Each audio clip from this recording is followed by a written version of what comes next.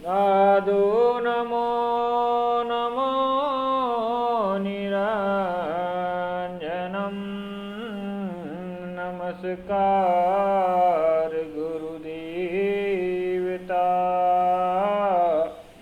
वन्दनं सर्वसाधवा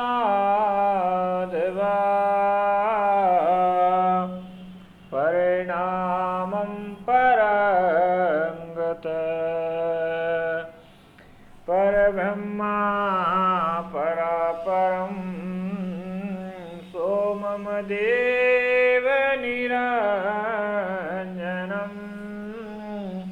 निराकार निर्मलं तस्य दादुजीवन्दनं। जय गुरु महाराज की जय। निरंजन निराकार की जय। भक्तों सत्यराम, गुरुदेव दादूजी महाराज को प्रणाम करते हुए गुरुदेव दादूजी महाराज की कथा में हम आगे बढ़ते हैं। जब गुरुदेव दादूजी महाराज अकबर बादशाह के बुलावे पर 5वें दिन अकबर के महल राजसभा में पहुँचे, तब अकबर ने गुरुदेव दादूजी महाराज को एक सुंदर आसन पर बिठाया और उसके बाद वे खुद गुरुदेव के सामने बैठ गए और उन्हें प्रणाम करके उनसे प्रश्न किया कि प्रभु, मुझे ये बताइए कि आपके हिंदुओं में ओंकार की बहुत बड़ी महिमा है और ओंकार का ही चिंतन करते हैं, तो बताइए ओंकार का महत्व क्या है और ओंकार के विषय में आपकी क्या राय है। इस पर दादूजी महाराज ने अपने विचार से और अपने मत से एक पद गाया और उस पद के बाद वो पद इस प्रकार था।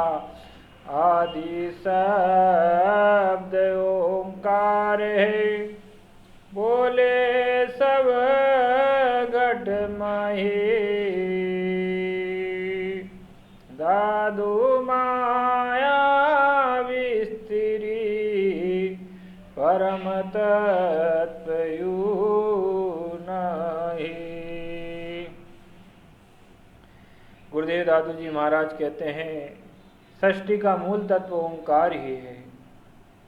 ओंकार हृदय में स्थित होकर अनंत चक्र के रूप में परिवर्तन हो जाता है और हर जीवात्माओं में परिवर्तित होकर हर जीवात्मा में ओंकार शब्द ही हमें बोल रहा है। ओंकार सृष्टि का मूल कारण है और प्रणव शब्द जो मेन है वो ओंकार ही है और सभी शरीरों में स्थित है। ओंकार से ही माया उत्पन्न होती है और ओंकार में ही लिप्त हो जाती है। ओंकार सृष्टि का मूल कारण है। ये संतों ने अपने अनुभव से जाना है। तब अकबर बादशाह ने गुरुदेव दादूजी महाराज के इस उपदेश को सुनकर बहुत प्रसन्न हुआ। उसके बाद में गुरुदेव दादूजी महाराज से अकबर बादशाह ने दूसरा प्रश्न किया कि प्रभु, परमात्मा का साक्षात्कार कैसे हो सकता है। आप मुझे मेरे पे ऐसी कृपा करिए जिससे परमात्मा संपूर्ण रूप से मुझे भासने लगे और परमात्मा की मुझ पे कृपा हो जाए। तब गुरुदेव दादूजी महाराज ने अकबर बादशाह के प्रश्न का जवाब न देते हुए अपनी योग शक्ति का उपयोग किया और कुछ ही क्षण के अंदर ही अकबर को आप परमात्मा के दर्शन करा दिए और उनका अनुभव करा दिया। वह परमात्मा के उस धाम में विचरने लगा जहाँ सिर्फ शांति के अलावा कुछ और नहीं था। सिर्फ सभी जगह संकेतित ब्रह्मा नजर आ रहे थे। उसमें सिर्फ आनंद ही आनंद की अनुभूति कर रहा था। इसमें उस क्षण में अकबर अपने आप को खो गया था। अकबर को कुछ याद नहीं था और फिर दादूजी महाराज ने अपनी माया को समेट लिया। उसके बाद में अकबर ने गुरुदेव दादूजी महाराज से कहा, प्रभु, जो स्थिति में मैं आज तक नहीं आया, आज आपने उस जगह में मुझे पहुंचा दिया। क्या यह स्थिति सदा के लिए बनी क्यों नहीं रहती। तब गुरुदेव दादूजी महाराज ने उत्तर दिया, माया इस संसार में सभी में विलपती रहती है।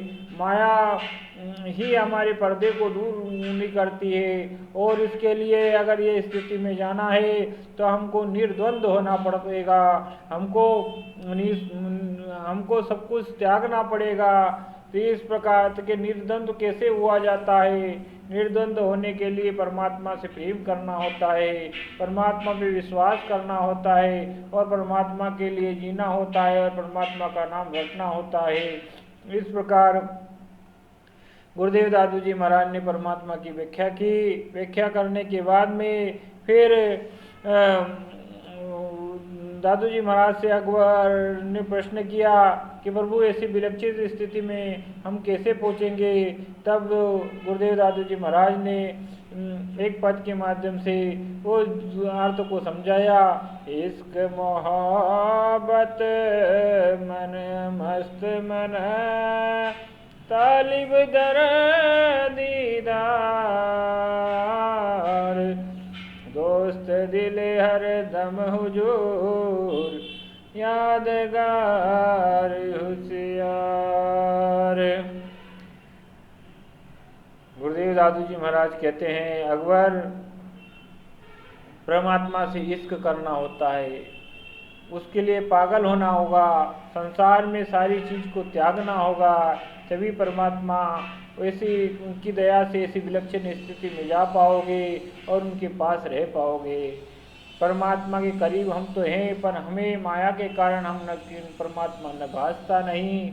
अकबर बादशाह बहुत प्रसन्न हुआ और गुरुदेव दादू जी महाराज को बार बार प्रणाम करने लगा और कहा, प्रभु आपका ज्ञान तो बड़ा अतुल्य है, इस ज्ञान की कोई इस ज्ञान का कोई भेद नहीं पा सकता। इस प्रकार आप तो धन्य हैं, धन्य ऐसे करके बार बार प्रणाम करता। इसी प्रकार गुरुदेव दादू जी महाराज और अकबर का सत्संग का चौथा दिन और भी प्रश्नों के साथ समाप्त होता है। गुरुदेव जी अपनी महिमा दिखा रहे हैं और परमात्मा के बताए हुए रास्ते पे चलकर अकबर को भी रास्ता दिखा रहे हैं। दादू जी महाराज अपने सभी संत साथियों के साथ में चौथे दिन का सत्संग समाप्त करके बगीचे में पधार गए हैं और इसी प्रकार गुरुदेव सभी पर कृपा करते हैं। भाइयों, संत तो दयालु होते हैं और उनकी स्थिति दया पे ही जाती है, परमात्मा की भक्ति पर ही जाती है। आप पर उन संतों का अनुसरण करें, उन संतों के बताए हुए रास्ते पर चले तो परमात्मा आपके पर कृपा अवश्य करेंगे। राम जी की महिमा बड़ी है। राम जी कब किस पे कृपा कर दे, कब किसका उद्धार कर दे, कब किसका बेड़ा पार कर दे, इसे कोई नहीं जानता। बस इतना ही जानते हैं कि उनकी भक्ति करते रहे, उनके चरणों की सेवा करते रहे और निरंतर परमात्मा को प्रसन्न करने में लगे रहे। गुरुदेव दादू जी महाराज तो इसीलिए तो बार बार कहते हैं कि एक के नाम बिना जीव की जलन न जाई, दादू कैसे पचिम हुए कर कर बहुत उपाय। गुरुदेव तो बार बार मानव प्राणी को समझा रहे हैं कि जीवन में राम के अलावा कुछ नहीं है। संसारिक पीड़ा अगर आपको मिटाना है तो गुरुदेव के नाम से ही मिट सकती है, राम के नाम से ही मिट सकती है, उनकी शरणागति से ही मिट सकती है। उनकी शरणागति प्राप्त कर लो आप और अपना उद्धार कर लो। यही गुरुदेव का मार्ग था और यही गुरुदेव का रास्ता था। गुरुदेव तो सिर्फ सच्चे राम के भक्त थे और राम के सेवक थे, राम के बताए हुए रास्ते पर चलते थे और हमें भी उसी रास्ते का दिशा देते थे। इसी के साथ आज के लिए इतना ही। अब मैं वाणी को मैं विराम देता हूँ। अगले भाग में आपको और गुरुदेव दादू जी महाराज की नई कथा, नए चरित्र और नए जो आगे का वर्णन आपको मिलेगा। भाइयों, लाइक सब्सक्राइब करके वीडियो को प्रमोट जरूर करना और कमेंट जरूर कर लिखना। इसी के साथ में मैं आपसे विदा लेता हूँ। दादू राम सत्य राम, दादू राम सत्य राम, दादू राम सत्य राम। जय गुरुदेव महाराज।